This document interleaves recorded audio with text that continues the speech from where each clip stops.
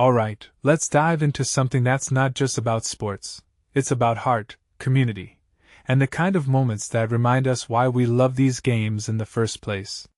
So, Jordan Staal, the Carolina Hurricanes captain, just did something that, personally, I think is way more impactful than any highlight reel or stat sheet. He brought the Stanley Cup to his hometown of Thunder Bay, Ontario, but not just for a parade or a photo op. No, he took it to a pediatric hospital, a sandwich shop, and a local school. And honestly, what makes this really interesting is how it flips the script on what we expect from athletes with trophies. Usually, it's all about the glory, the parties, the look-at-me moments. But Staal? He turned it into a chance to give back, to connect, to make it about the people who cheered him on long before he ever lifted the cup. Now, let's break this down. First, the hospital visit.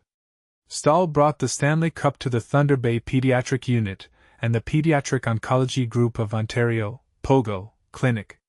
Think about that for a second. These kids are going through some of the toughest battles imaginable, and here's this massive, iconic trophy, a symbol of achievement and perseverance, right in front of them. What this really suggests is that sports can be more than just entertainment. They can be a source of hope, a reminder that even in the face of adversity, there's something to strive for. And the fact that Staal took the time to do this? It's a detail I find fascinating. It's not just about the trophy, it's about using your platform to bring joy to those who need it most. But here's where it gets even more intriguing. After the hospital, Staal took the cup to a Mr. Sub, yes, a sandwich shop, and a local school. Now, if you take a step back and think about it, this is the kind of thing that makes athletes relatable. It's not just about the big arenas and the bright lights, it's about the everyday places where real life happens. What many people don't realize is that these small, seemingly ordinary moments can have a massive impact.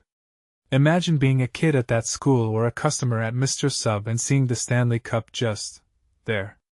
It's not behind glass in a museum, it's right there, in your community, because of someone who grew up just like you. From my perspective, this raises a deeper question. What does it mean to be a champion? Is it just about winning games, or is it about how you use that victory to inspire others? Staal's actions here make a strong case for the latter. He's not just a hockey player, he's a leader who understands the weight of his influence. And let's not forget, this is his second cup win. He's been here before, but instead of resting on his laurels, he's using this moment to give back. That, to me, is what makes this story so compelling. One thing that immediately stands out is the way Staal's hometown embraced him. The room at the hospital was decorated with homemade art, including a drawing of Staal holding the cup. That's not just fandom, that's love. It's a community celebrating one of their own, and Staal is clearly someone who hasn't forgotten where he came from. In my opinion, this is the kind of connection that sports should be about, not just the wins and losses, but the bonds that form along the way. So, as we wrap this up, I'm left with a thought: what if more athletes followed Staal's lead? What if trophies weren't just symbols of personal achievement but tools to uplift others? Personally, I think the world would be a better place. Staal's day in Thunder Bay wasn't just about the Stanley Cup. It was about using that trophy to bring people together, to create moments that will last a lifetime. And that, my friends, is the kind of legacy that's worth celebrating.